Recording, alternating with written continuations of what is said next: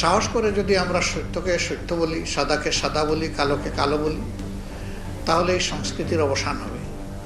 এখানে একটা চাপা কথা দেখেন, বলতে গিয়েও বলি না, একটা জিনিস রয়ে গেল এরকম, কারা এগুলা করে আমরা সবাই জানি। আমি অনুরোধ করব, কারা করে তাদের নাম বলে দেন, আমি হইলে আমার নামও বলে দেবেন।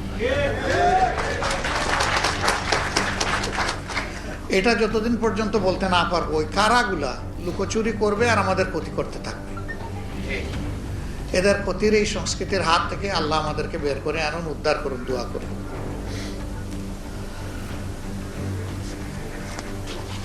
যারা অন্যকে সম্মান করতে পারে তারাই প্রকৃত মানুষ।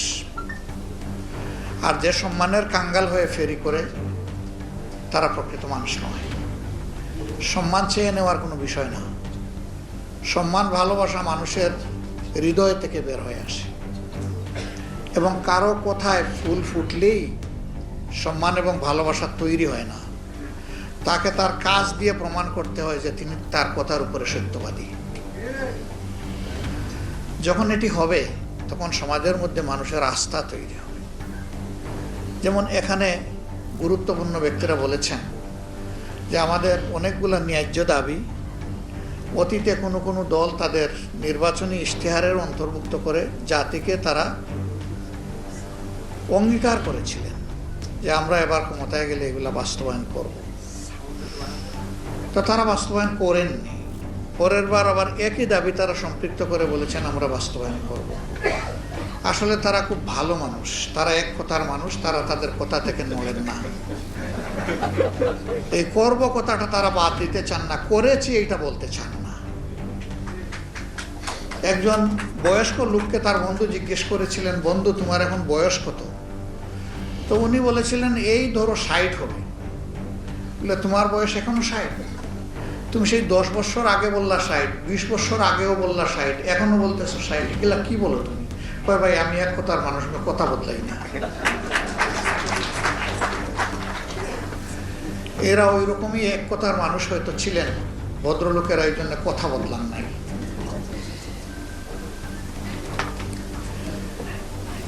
সমাজে একটা কথা চালু আছে, আপনি যদি পানিতে কূপ মারেন তাইলে দাটা এসে হাঁটুতে লাগবে, আপনার নিজের হাঁটুতে, অন্য কারো না। তো অবচেতন মনে কিছু মানুষ মাঝে মাঝে কিছু কাজ করে ফেলে। ওইরকম আরো 2 বন্ধু বৃদ্ধ এক রিক্সায় যাচ্ছেন। তো যার বয়স তুলনামূলকভাবে কম, তিনি বলতেছেন তোমার তো ভাই বয়স আমার চেয়ে বেশি, কিন্তু আমি আজকে দেখি যে অনেক সময় চেত বল পাই না। কেমনে? এই যে রিক্সায় বসেছি, আমার হাতে, আমি তো উরুতে কোনো হাত নড়াচড়া করে উরুতে কোনো চেত পাই না। কই বন্ধু হাতটা তো তোমার উরুতে নয়, আমার উরুতে, এই জন্য চেত পাচ্ছ না।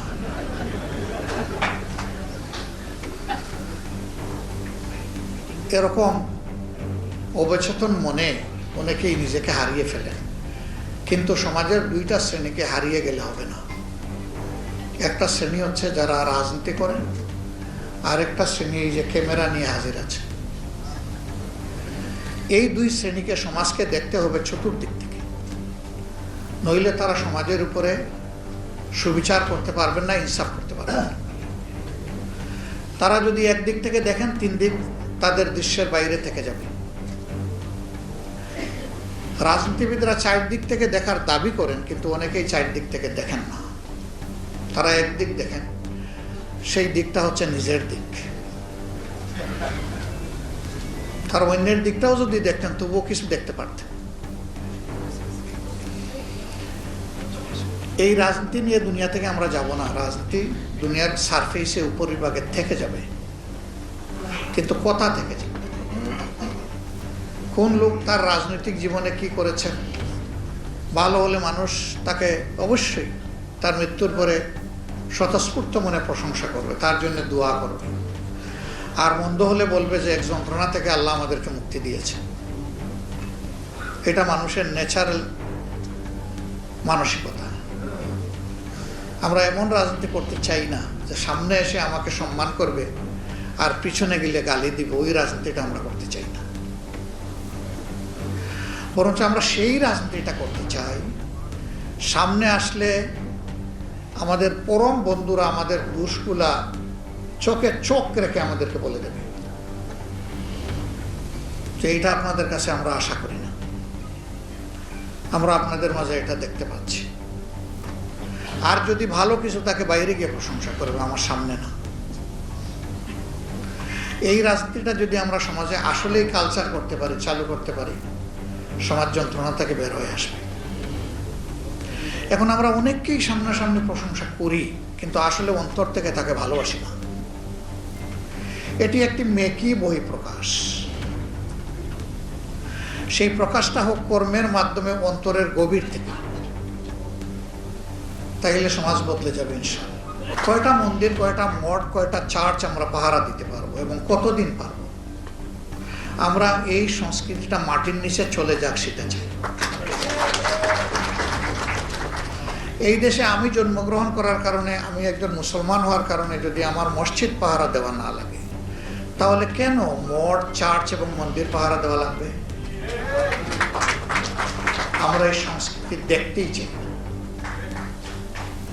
হ্যাঁ, আমরা সরকারে নই, কিন্তু আমরা তো একটা দায়িত্বশীল সংগঠন। সরকারে না গিয়ে আমাদের পক্ষে যতটুকু সম্ভব তার সর্বোচ্চটা আমরা করতে প্রতিশ্রুতিবদ্ধ। আর যদি জনগণের ভালোবাসা, সমর্থনে, আস্থায় কোনোদিন এই সংগঠন যায়, তাহলে এটি হবে আমাদের রাষ্ট্রীয় পবিত্র দায়িত্ব।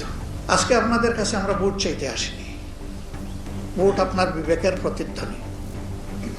আপনি কারে দিবেন না দিবেন, বিবেক আপনাকে গাইড করবে। কিন্তু আমরা একটা সুস্থ সমাজের জন্য, একটা হেলদি সোসাইটির জন্য, একটা জাস্ট সোসাইটি যেটা সামাজিক সুবিচারের উপরে প্রতিষ্ঠিত হবে, এরকম একটা সোসাইটির জন্য আমরা সবাই মিলেমিশে কাজ করতে চাই। এই জায়গাটায় আপনাদের সহযোগিতা আমাদের বড়ই প্রয়োজন। আমি জামাতে ইসলামের পক্ষ থেকে আশ্বাস নয়, আহ্বান জানাচ্ছি, আসুন আগামীতে যদি পছন্দ করেন তাহলে জামাতে ইসলামের ব্যানারেই আপনারা নির্বাচনের জন্য তৈরি হন। জামাতে ইসলামের ক্যান্ডিডেট হিসাবে আমরা আপনাকে আপনার সাথে হয়ে জনগণের কাছে নিয়ে যাব। আপনাদের কথা আপনারা বলবেন, গলা ঝেড়ে খুলে মুক্ত মনে বলবেন। আমরা দেখতে চাই না এই দেশ থেকে যে কোনো ধর্মের একজন মানুষ, সে মুসলিম, হিন্দু, বৌদ্ধ না খ্রিস্টান, নির্যাতিত হয়ে দেশকে নিজের জন্য আপদ মনে করে দেশ ছাড়বে, এটা আমরা দেখতে চাই। অতীতে যারা এরকম আপদ মনে করে জালিমদের হাতে নির্যাতিত হয়ে দেশ ছেড়েছে, আমরা তাদেরকে আমাদের দেশে ফিরিয়ে আনতে চাই। তার নিজের জন্মস্থান, তার অধিকারের জায়গায় সে আসুক, কোনো অসুবিধা নেই। এটা থেকে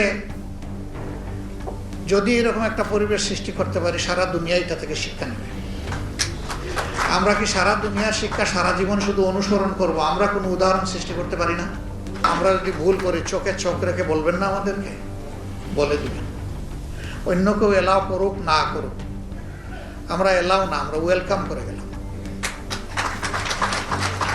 আমরা অভিনন্দন জানাবো। আমরা বিশ্বাস করি সে আমার বন্ধু নয় যে আমার ভুল আড়াল করে আমার সামনে আর গিয়ে বলে অন্যের কাছে, বরঞ্চ সেই আমার প্রকৃত বন্ধু যে আমার ভুলটা আমাকে ধরে দিয়ে সাহায্য করে। আমরা আপনাদের কাছ থেকে সেই বন্ধুত্ব, সেই ভালোবাসাটা চাই। আপনারা আমাদেরকে সাহায্য করবেন।